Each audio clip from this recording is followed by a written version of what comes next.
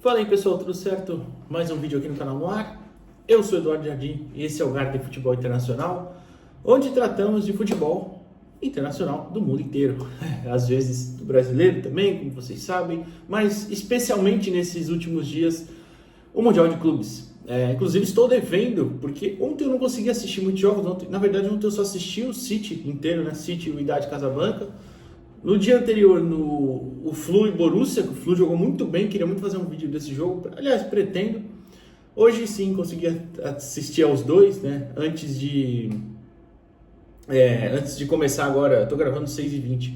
Acabou o Inter Miami, acabou de vencer o Porto, hein, olha só, primeira vez que o europeu perde mundiais desde 2012, e não foi pro Sul-Americano, mas tivemos oportunidades nesse tempo, né, enfim, isso é papo para outro dia também. Belo gol de falta de Lionel Messi, 2-1 Inter Miami. O Palmeiras hoje venceu o Al-Ahly, né? Al-Ahly, né? Não, na verdade é Al-Ahly, né? Que se fala. Mas vamos, para facilitar, vamos falar Al-Ahly aqui mesmo. Por 2-0, né? Enfim, amanhã talvez eu traga um vídeo sobre isso especificamente. Flu, Palmeiras e Lionel Messi. Mas também tem o Botafogo ainda hoje. Muita coisa, muita coisa. Excelente. Essa Copa do Mundo de Clubes, né? É espetacular. E hoje, uma coisa que aconteceu no jogo do Palmeiras, aliás, já é a terceira vez que acontece na competição, foi o adiamento da partida, né, pelo menos a suspensão temporária ali por conta do clima. É sobre isso que eu quero falar hoje e como isso pode impactar na Copa do Mundo do ano que vem e eventuais escolhas da FIFA como em sedes, né, para outras Copas do Mundo. Não só de clubes, mas seleções que, óbvio, que eu estou falando do ano que vem. Antes eu peço para você deixar o like aqui no vídeo, se inscrever no canal, o canal ainda está no seu começo, como eu falei no começo deste vídeo, eu sou o Eduardo Jardim, se você não me conhece eu tenho outro canal chamado Jogo Falado, que trata mais de Santos e seleção brasileira, lá sim é um canal já um pouco maior, um pouco mais conhecido, esse aqui está engatinhando ainda, então eu peço para você se inscrever e deixar o like neste vídeo também. Bom, vamos falar sobre isso porque o primeiro jogo que aconteceu, o adiamento, foi Mamelodi Sundowns e Ulsan Hyundai, né, que acabou 1-0 para o time sul-africano. Foi adiado logo que ia começar, né, e aí atrasou meia hora, 40 minutos, né, algo assim. Foi o jogo de terça-feira, se não estou enganado, terça-feira dia 17, acredito eu.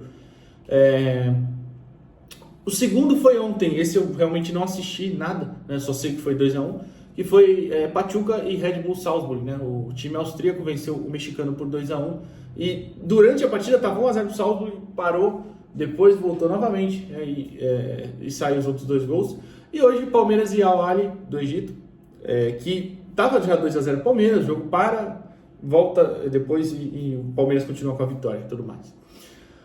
E assim, eu sei que é difícil entender a gente aqui no Brasil especialmente, tá? E, por favor, não é uma crítica a isso, que é a cultura da prevenção, né? Que é o que eles fazem lá. Por exemplo, eles não esperam cair o raio para tirar todo mundo de campo. É um alerta geral. Tá ventania, tá se formando raio, tempestade, vamos, todo mundo sai do campo. O alerta sai, os jogadores saem do campo, a torcida tem que se abrigar, o pessoal que está trabalhando, imprensa, pessoal que trabalha no estádio mesmo, no funcionamento da partida, enfim, todo mundo tem que se abrigar. E aí acabou que igual hoje, por exemplo, não aconteceu nada, né? Choveu um pouco, ventou bastante, mas enfim, não caiu raio nem nada. E aí todo mundo fica, pô, tá vendo? Mas não precisava. Mas é a cultura da prevenção. Aqui no Brasil a gente realmente não tem muito isso, né? Tanto que o grande exemplo você pode ver pelo Twitter hoje circulando fotos da Copa Paulista, por exemplo, sendo jogada em campos alagados. A copinha é complicado, realmente é bem perigoso, porque na copinha janeiro no Brasil, e aqui no janeiro no Brasil, janeiro no mundo inteiro, mas aí é verão aqui no Brasil, e ela acontece aqui no estado de São Paulo, chove muito no estado de São Paulo em janeiro, chove muito, muito mesmo, e é sempre aquela chuva de pancada, então muito raio, muito volume mesmo de água, né? Então acontece isso em muitas cidades, o jogo está acontecendo e a chuva lá, eu já trabalhei em vários jogos de copinha debaixo de muita água, então a gente não tem meio que esse cuidado aqui, né? Então, por isso pode parecer estranho, mas é importante, né? Especialmente porque são ventos lá muito fortes mesmo e raio, obviamente, é muito perigoso em um campo aberto, né? Vocês sabem. Então, tem essa cultura da prevenção. Isso já está sendo experimentado agora pela primeira vez em uma competição mundial, né? Porque na MLS já acontece muito isso.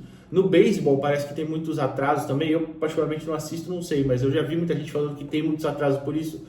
O único esporte americano que eu acompanho de fato é a NBA. NBA acontece em ginásios fechados, né? Então, obviamente, não tem esse problema. Mas é um país que tem essa predisposição a acontecer isso, então pode ser que aconteça. E, aparentemente, na época do ano, em algumas cidades mais. E aí que vem a questão, né? Isso vai acontecer no que vem na Copa do Mundo. E aí, como é que vai ser? Porque a Copa do Mundo de clubes já tem um nível, mas a Copa do Mundo de seleções é o mais alto nível do esporte. Aliás, eu me arrisco a dizer que é o mais alto nível de qualquer esporte, é o evento mais assistido do mundo. Então, como é que vai ser? Porque você vai ter estádios extremamente lotados.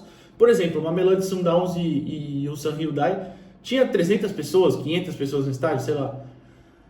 É muito fácil você abrigar todas essas pessoas, né? Mais staff, quem está trabalhando. Agora eu quero ver fazer isso na Copa do Mundo, se acontecer...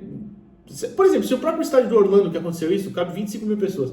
Se tivesse cheio, como um jogo de Copa do Mundo vai estar, não tenha dúvida nenhuma, 25 mil pessoas, como é que você vai fazer para abrigar esse povo todo em um espaço tão curto ali? Porque dentro do estádio não cabe.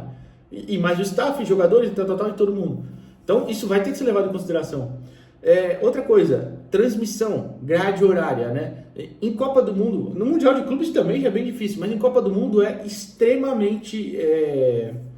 como é que eu posso dizer? Seguido à risca, né? Então, ainda mais uma Copa que vai ser a primeira com 48 seleções, então você vai ter mais jogos, mais horários, vai ter mais encavalado tudo. Como é que vai fazer nesse sentido? Atrasou um jogo meia hora, 40 minutos, e o outro? Tem essa questão também, né? Estou olhando as minhas anotações. Isso pode ser também um fator, como eu disse no começo do vídeo, né? De ser levado em consideração para uma futura escolha de sede, né? Agora, a questão obviamente, essas condições climáticas tem no mundo inteiro. Por exemplo, a Copa Africana tinha muito disso, né? Muita gente questionava, por que a Copa Africana de Nações não acontece ao mesmo tempo da Eurocopa? Porque na África, no continente africano, né, no período que acontece a Eurocopa, é um período de muitas chuvas também, muito fortes, e raio e tal. Então eles mudam, né?